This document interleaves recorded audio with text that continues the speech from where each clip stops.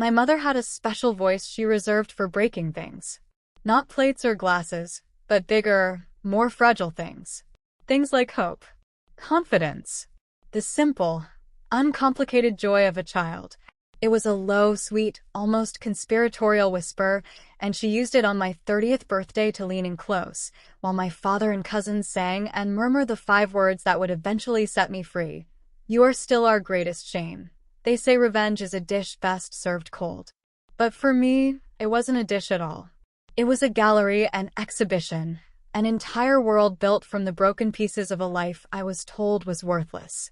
If you've ever been made to feel small, if you've ever had to fight to hear your own voice over the sound of your critics, then hit that subscribe button and settle in. Because this is the story of how I took 30 years of shame and turned it into art that could cut glass. Growing up, our house was a museum of my mother's moods. Each room was a different exhibit. The living room, with its pristine white carpet and plastic-covered sofas, was the exhibit of perpetual disappointment. The kitchen, smelling of lemon polish and unspoken resentment, was the hall of silent judgment. And my bedroom, with its door that never quite closed all the way, was the wing of constant surveillance. Silence was the curator.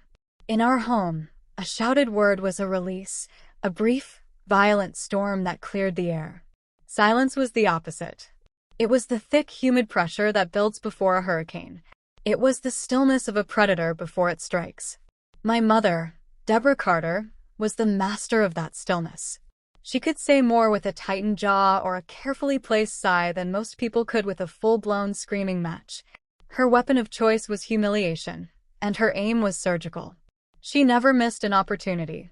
I remember my 8th birthday. I'd been obsessed with astronomy, and my father, in a rare moment of engaged parenting, had bought me a small department store telescope. I was ecstatic. I spent the entire afternoon setting it up in the backyard, my fingers fumbling with the knobs, my breath fogging up the lens. I couldn't wait to show everyone the moon. That evening, as my family gathered for cake, my mother clinked her fork against her wine glass. A small, sharp sound that cut through the chatter.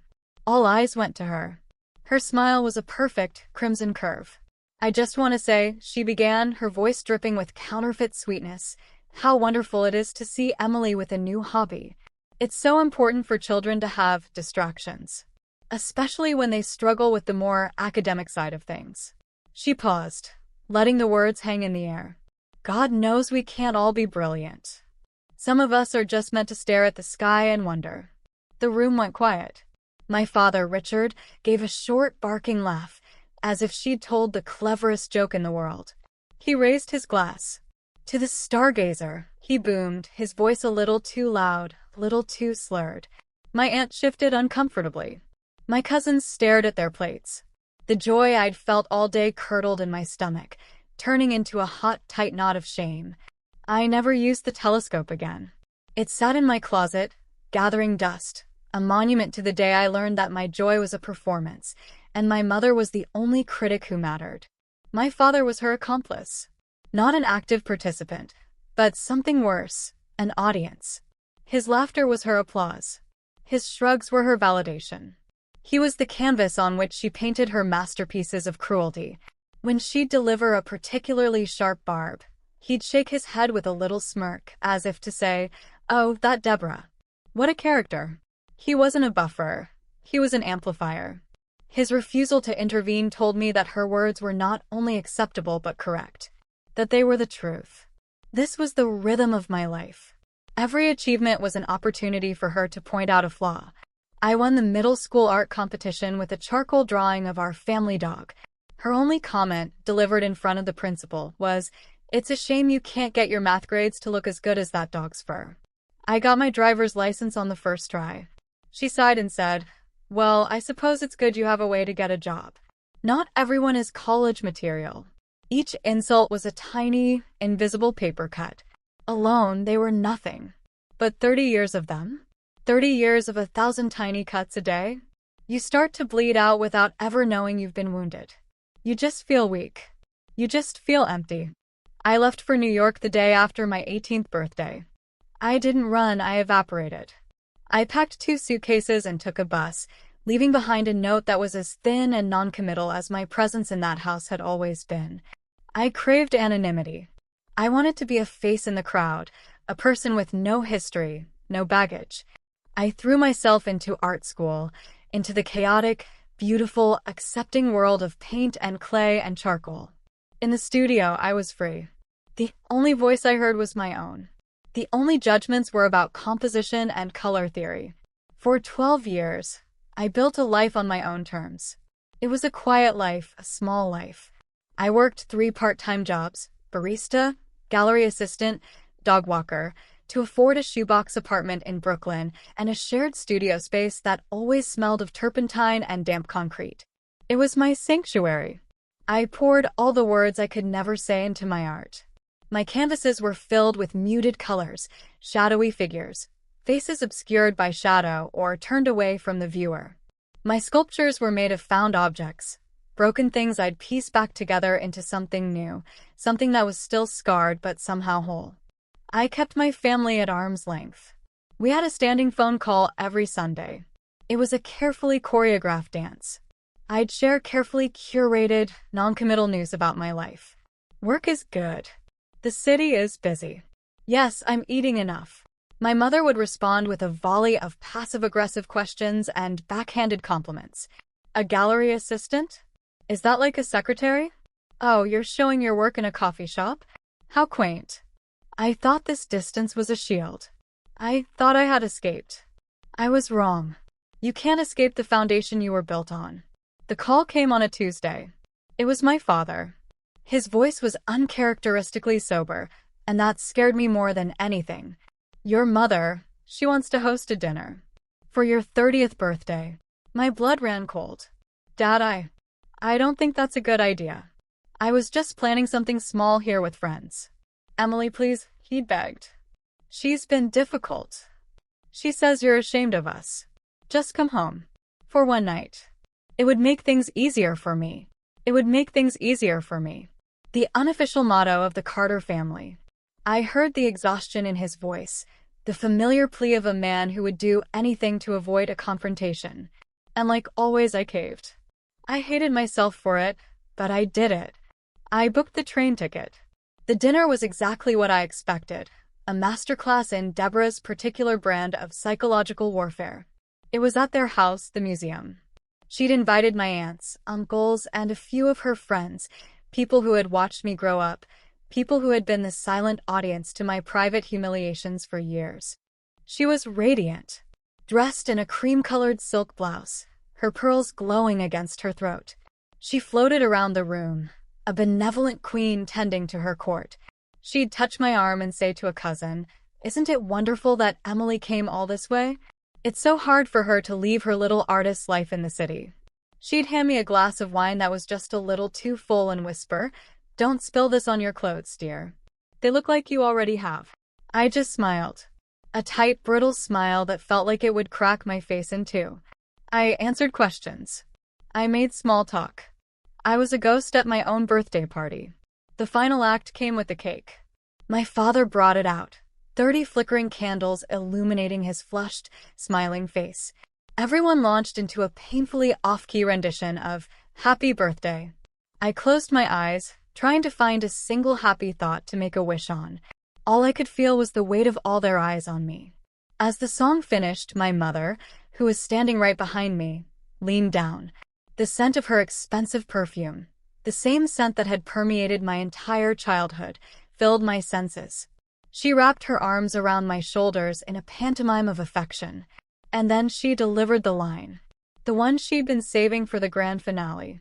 Her voice was a low, sweet, conspiratorial whisper meant only for me, but loud enough for the people nearby to catch the chilling undertone.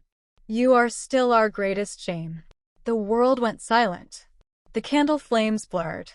I could feel the heat on my face. I could hear the echo of her words in my skull. It wasn't just an insult. It was a thesis statement. A summary of my entire existence in their eyes. Always the disappointment. Always the failure.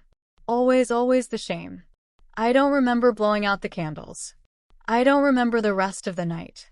It's a blur of fake smiles and hollow laughter. I was on autopilot, a well-trained puppet going through the motions. I made my excuses, hugged my father, and endured one last icy kiss on the cheek from my mother. The train ride back to New York was 4 hours of pure, agonizing silence. I sat with my forehead pressed against the cold glass, watching the dark, blurry landscape fly by. I didn't cry. I was beyond tears. I was in a place so deep and so cold that tears couldn't form. It was a void, a hollowed-out cavern where my heart used to be. When I finally got back to my apartment, it was almost 3 a.m. The city was quiet. My apartment felt like a stranger's home. I walked into my small kitchen and flipped on the light, and that's when I saw them. On a shelf above the sink sat a stack of china plates. They were a housewarming gift from my mother years ago. An unwanted, unasked-for inheritance. They were hideous. White, with a delicate cloying pattern of pink roses and gold filigree on the rim. One of them had a small crack, a hairline fracture from when I dropped it during unpacking. I stood there, staring at those plates. At the perfect, pristine, unbroken ones, and the one with the crack. And I thought of her words. Shame. Disappointment. Failure. They weren't just words anymore. They were things. They had weight. They had texture. They had been pressed into my skin, baked into my bones. And in that cold, quiet kitchen, under the harsh fluorescent light, something shifted. The void inside me began to fill. Not with sadness, but with something else. Something hot and sharp and clear. It was rage. A pure, undiluted rage that had been simmering for 30 years. I reached up and took down the cracked plate. I ran my thumb over the fracture, the tiny sharp edge that ruined the perfect pattern. Just like me. I was the crack in her perfect family portrait. The flaw in her curated life. She had given me the insults. She had given me the shame. She had even given me the plates. And suddenly I knew what I had to do. I would give them all back to her.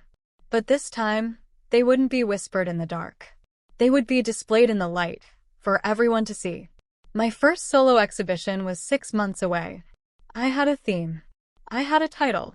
And for the first time in my life, I had a voice. And it was going to be deafening. The 6 months that followed were a blur of caffeine, turpentine, and a quiet, simmering fury that fueled me through sleepless nights and exhausting days. The decision, made in the sterile silence of my 3 a.m. kitchen, felt like a tectonic shift in my soul. For my entire life, I had been on the defensive, absorbing blows, retreating, making myself smaller. Now I was going on the attack. But my weapons wouldn't be words. They would be my art. My studio became a war room. The idea, born from that cracked china plate, began to grow, to metastasize into something bigger and more terrifying than I could have imagined. It would be called shame.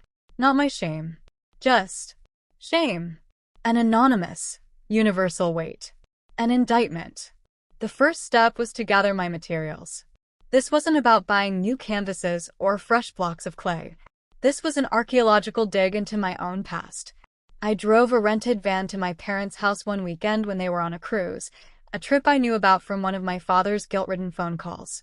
He'd left a key under the mat for me to water the plants, a pathetic excuse we both knew was a lie. Walking into that house alone was a surreal experience. The museum was empty. The silence was different, not charged with menace, but hollow, full of ghosts. I moved from room to room, a thief stealing back my own life. From the attic, I took a box of my old childhood toys, a one-eyed teddy bear, a set of paint-stained wooden blocks, a porcelain doll with a chipped cheek. Each one was a relic, an artifact of a joy that had been tarnished by a casual remark or a withering look. From my old bedroom closet, I pulled out my prom dress.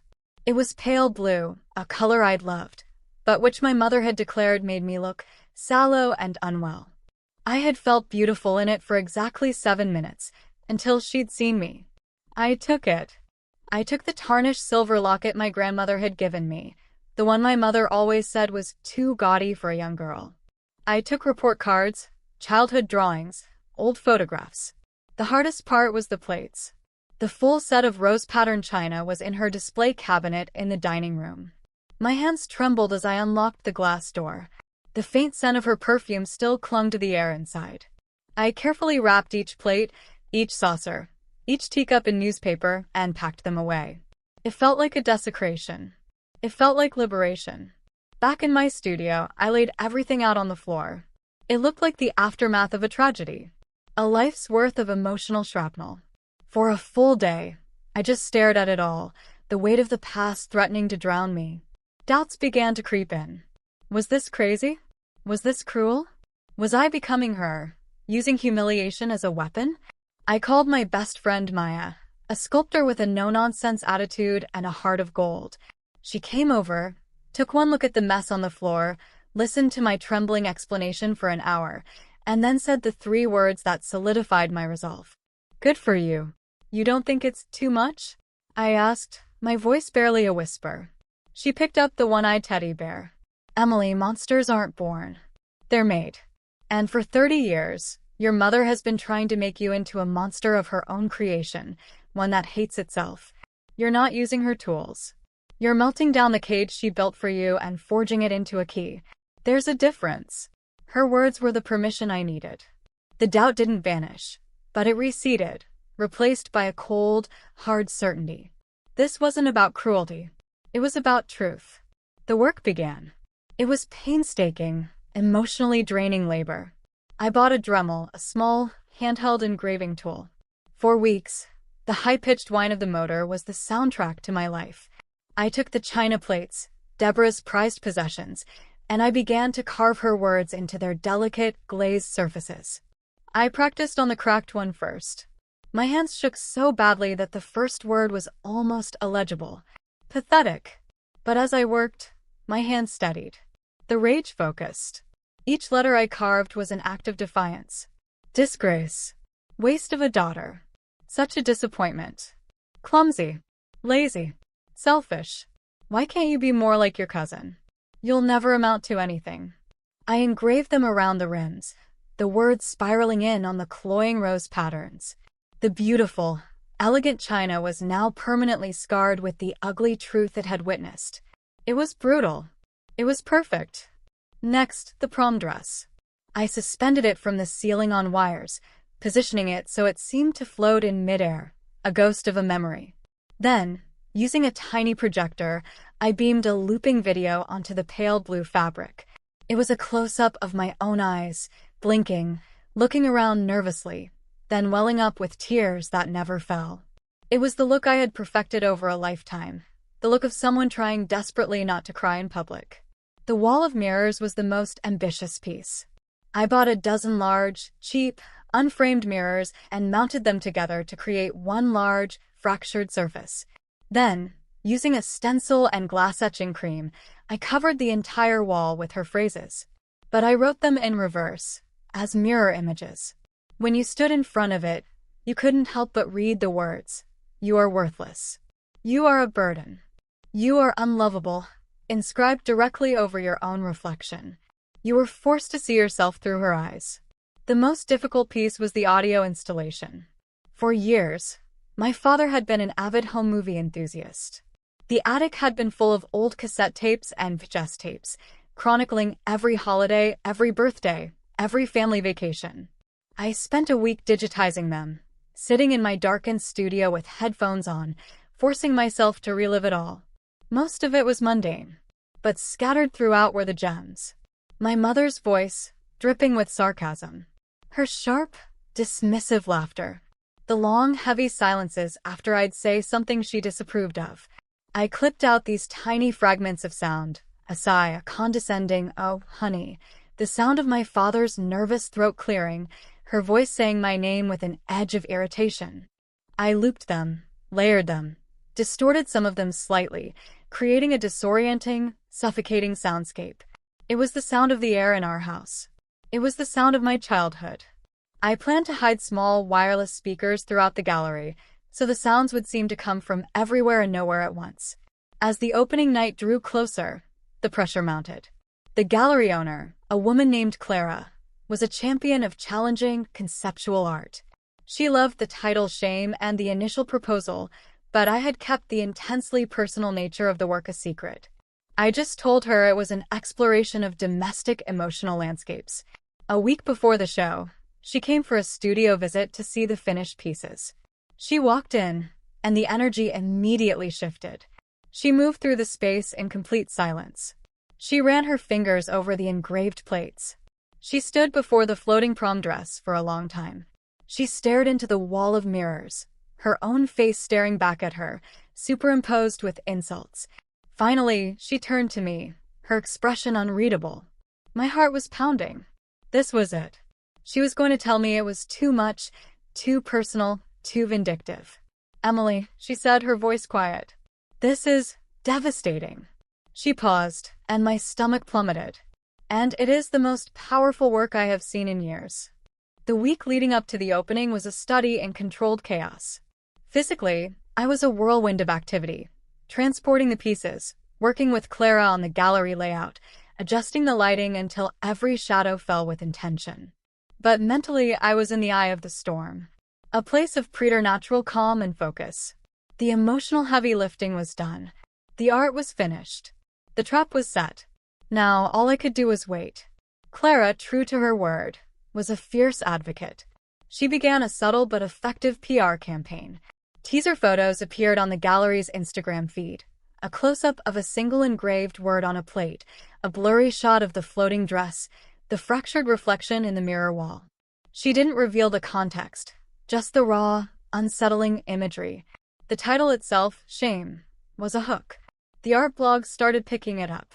A mysterious debut from a new voice in the Brooklyn art scene. An exhibition that promises to be an unflinching look at a universal taboo.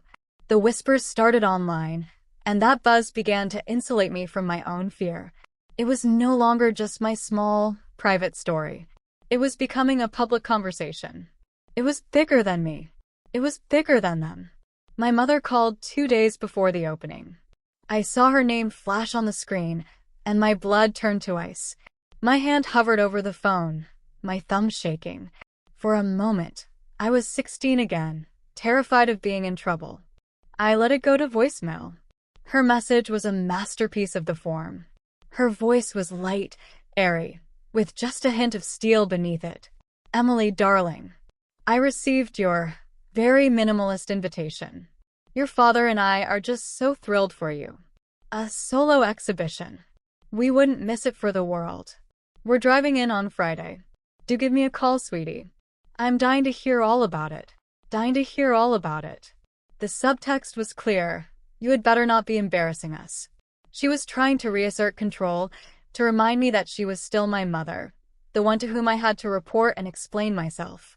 But listening to the message, I felt a strange detachment. It was like listening to a recording of a stranger. The power her voice held over me was beginning to fray. I deleted the message without calling back. The night before the opening, I was alone in the gallery. The installation was complete. The track lights cast long, dramatic shadows. I walked through the rooms, seeing it all for the first time as a cohesive whole. It was like walking through a physical manifestation of my own mind. The first room held the everyday objects, the one-eyed teddy bear pinned to the wall like a crucified saint, the tarnished silver locket under a glass cloche, my old report cards framed with her comments highlighted in red ink. The whispering audio loop was already running, a faint, maddening chorus of sighs and disapproving clicks of the tongue. The second room was dominated by the wall of mirrors. It was impossible to look away, impossible not to be implicated in the accusations etched onto the glass. It was aggressive, confrontational. It forced an intimacy with the pain that felt violating, which was precisely the point. The main gallery space held the two centerpieces. At one end, the floating prom dress, its spectral projection of my tear-filled eyes, making it look like a weeping ghost. At the other end, arranged on a long white banquet table, was the entire set of china. Each plate, cup, and saucer was a vessel for a specific wound, the words gleaming under the stark gallery lights. I stood in the center of that room and took a deep breath. The air still smelled of fresh paint, but underneath it, I could almost smell the ghosts of my past. My mother's perfume, the lemon polish from the kitchen, the dust from the attic. I had brought the museum here. I had recreated the suffocating atmosphere of my childhood home, but this time, I was the curator.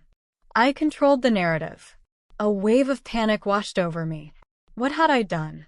I was about to lay my soul bare, to air my family's dirtiest laundry for a crowd of strangers, critics, and worst of all, my parents themselves. The urge to run, to call Clara and cancel the whole thing, was overwhelming. My heart hammered against my ribs, a trapped bird desperate for escape. I sank to the floor, my back against a cold, white wall, and buried my face in my hands. "You're just like her," a voice in my head whispered. "Vindictive. Cruel. You're doing this to hurt her." I stayed like that for a long time, letting the fear and the doubt wash over me. But then the audio loop cycled to a specific sound. It was a clip of my own voice from a home video when I was about 10. I was proudly showing my mother a painting I had made. It was a messy, vibrant explosion of color. "Do you like it?" my 10-year-old self asked, my voice high and hopeful. There was a pause. And then my mother's voice, cool and dismissive. "It's very loud, Emily. Did you get paint on the carpet?" Hearing it again, so clearly, so objectively, cut through the panic. That little girl, so desperate for a single word of praise, deserved to have her story told. This wasn't about hurting my mother. It was about honoring that child. It was about telling her that her pain was real, that she wasn't crazy, that she wasn't too sensitive. This exhibition was the validation she had always craved and never received. I stood up, my legs steady now. The calm returned, colder and harder than before. I walked over to the long table of plates. In the center, there was an empty space I had reserved. I reached into my bag and pulled out one last plate. It was a simple, cheap ceramic plate I'd bought from a thrift store. It was stark white, blank, unmarked. I placed it in the empty space, a placeholder for a future I hadn't yet earned. I did one last walkthrough, adjusting a light here, tweaking a speaker volume there. Everything was ready. The doors would open in less than 24 hours. My parents were already on their way, driving toward a reckoning they couldn't possibly imagine. There was nothing left to do but wait for them to walk into the trap I had so meticulously, so lovingly, built from the wreckage they had made of me. The quiet in the gallery was no longer hollow. It was the charged, electric silence of a bomb waiting to detonate. And I was the one holding the trigger. Opening night was a blur of nervous energy. The gallery filled quickly, a sea of black-clad artists, sharp-suited critics, and curious strangers drawn in by the buzz. The air was thick with perfume, wine, and a low, respectful murmur. From my vantage point near the back, I watched them. I watched them stop, read, and listen. The whispers started almost immediately. The hushed, disquieting soundscape I had created was working its magic, setting everyone on edge. People moved slowly, cautiously, as if they were trespassing in a sacred, or perhaps a desecrated, space. They leaned in close to read the tiny highlighted comments on my report cards. They stared at the teddy bear on the wall. I saw a young woman who looked to be about my age standing in front of the floating prom dress, her hand over her mouth, her shoulders shaking slightly. The wall of mirrors was the first major choke point. People would approach it, see the words etched over their own faces, and physically recoil. Some would laugh, a short, nervous bark. Others would just stand there, mesmerized and horrified. I overheard a man with a gray ponytail, a well-known art critic for a major city paper, murmur to his companion, "This is brutal. Absolutely brutal." He paused, his eyes scanning the wall. "And brilliant." I felt a strange sense of vindication. They saw it. They felt it. It wasn't just in my head. The pain was real, tangible, and it was finally being seen. Then, halfway through the evening, the energy in the room shifted. A subtle change, like a drop in barometric pressure. I felt it before I saw them. I looked toward the entrance, and there they were. Deborah and Richard Carter. My mother was dressed for a premiere. She wore a tailored black dress, a string of pearls gleaming at her throat, her silver hair perfectly coiffed. Her smile was a weapon, sharp and polished, as she scanned the crowd.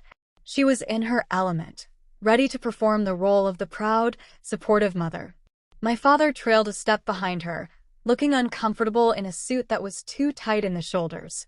His eyes darted around the room, avoiding eye contact with anyone. They hadn't seen the art yet. They saw the crowd, the wine, the prestige. My mother's smile widened. She spotted me and began to move toward me, a ship in full sail. "Emily, darling." Her voice cut through the noise. "Look at all these people. We are so proud." She reached me and went to kiss my cheek, but I took a small, almost imperceptible step back. Her lips met the air. Her smile faltered for a fraction of a second. "Why don't you give us a tour?" she said, recovering instantly. "Show us what all the fuss is about." This was it. The moment of truth. My heart hammered in my chest, but my voice, when it came out, was unnervingly calm. "You don't need a tour, Mother. Just walk around. It's all very self-explanatory." I watched as they turned to the first wall, the wall of relics. My mother leaned in to look at a framed childhood drawing. Her expression was amused, condescending. Then her eyes focused on the engraved plaque beneath it. It wasn't a title. It was a quote. Her quote. "Honestly, Emily, I don't know where you get these bizarre ideas.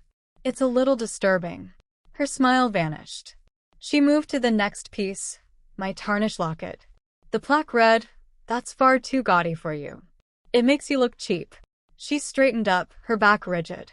She looked around the room, a flicker of confusion, then dawning horror in her eyes. The whispering audio track suddenly became clearer to her. She must have recognized the timbre of her own size, her own voice. My father was pale, his gaze fixed on the floor. He looked like he wanted the ground to swallow him whole. They moved into the main room, and my mother saw the table of china. Her china. She walked toward it slowly, as if in a trance. She picked up a teacup. I knew which one it was. Around the delicate gold rim, I had engraved one of her favorites. "You are such a clumsy child." She dropped it. It didn't shatter, but it clattered loudly on the white tabletop, the sound echoing through the now-silent gallery. Every eye was on her. She turned to me, her face a mask of fury. Her voice, no longer the sweet, conspiratorial whisper, was a low, venomous hiss. "So this is what you've done," she said, her voice pitched to Carrie. "You've taken our private lives, our family, and you've dragged us through the mud for strangers' applause." The crowd fell completely quiet.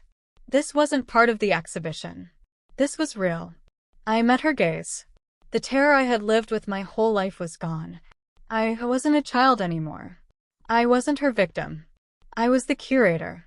And this was my museum. "No," I said, my voice clear and steady, ringing through the silent room. "I dragged myself out of the mud you left me in. This isn't your life. This is mine." For the first time in my life, Deborah Carter had no quick retort. No witty comeback. No surgical insult. She was exposed, stripped bare under the harsh gallery lights, surrounded by a jury of her own words. Her eyes darted from the plates to the mirrors, to the ghost of the prom dress. She saw it all, a museum of her own cruelty, and the reflection was unbearable. The flicker in her eyes wasn't just anger anymore. It was fear. It was the terror of being seen for exactly what she was. She looked at my father, a silent plea for him to step in, to save her, to laugh it off. But Richard couldn't meet her gaze. He just stared at the floor, his face ashen. He had been her audience for 30 years, but the show was finally over. My mother turned without another word, her shoulders stiff, and marched toward the exit. My father scurried after her. The crowd parted for them like the Red Sea. And then they were gone. A single person started clapping, then another, and another. Within seconds, the entire gallery erupted in applause. It wasn't polite, art gallery applause. It was loud, and it was raw, and it was full of an emotion I couldn't quite name. It was the sound of broken things being made whole. Tears streamed down my face, but for the first time, they weren't tears of shame. They were tears of release, resolution, and reflection. The exhibition ran for a month. The review from the gray-ponied critic called it a searing, unforgettable confrontation with the quiet violence of domestic cruelty. It became a phenomenon. People lined up around the block. Strangers wrote me letters, long, handwritten letters pouring out their own stories. They sent emails. They left comments. They all said the same thing in 100 different ways. "Thank you for making me feel seen." My mother tried to call. She left a string of voicemails that started with rage, then moved to pleading, and finally, to a desperate, pathetic demand for an apology. I deleted them all without listening to the end. My father sent a single 3-line email. "I don't know what to say. I am sorry. I hope one day you can forgive me." I didn't respond. Forgiveness was a conversation for another decade. For now, silence was my answer. My silence on my terms. On the final night of the exhibition, the gallery was packed. I had announced a special closing performance. When the time came, I walked to the center of the main room, to the long table of scarred china. I picked up the one plate I had saved, the blank, unmarked plate from the thrift store. I held it up for the crowd to see. For 30 years, I began, my voice amplified by a small microphone. I was told who I was. I was given labels. They were engraved onto me, into my soul. Every piece in this gallery is a piece of that story. I gestured to the room around me. These are the words that were given to me. This is the shame I was told to carry. It was heavy, and it was never mine. I looked down at the blank plate in my hands. "This one," I said softly, "belongs to me. It carries no words, no labels, no history, no shame. It will never belong to anyone else." I took a deep breath, and then, with all the strength I had, I raised it high and smashed it onto the concrete floor. The sound was a gunshot, a sharp, explosive crack that echoed through the entire gallery. The white shards scattered across the floor like fallen stars. For a heartbeat, there was absolute silence. And then, the applause started again, even louder, more cathartic than on opening night. I looked down at the broken pieces on the floor. I wasn't broken anymore. I was free. I felt lighter than I ever had in my entire life. The shame finally was no longer mine to carry. It was just shattered pieces on a gallery floor, waiting to be swept away. The stories that wound us the deepest don't have to be our endings. Sometimes, they're the raw material for our greatest triumphs. If this story resonated with you, share it with someone who needs to hear that they can rewrite their own narrative. And don't forget to leave a comment below about a time you stood up and reclaimed your own story. Thank you for listening. And never, ever let anyone else tell you who you are.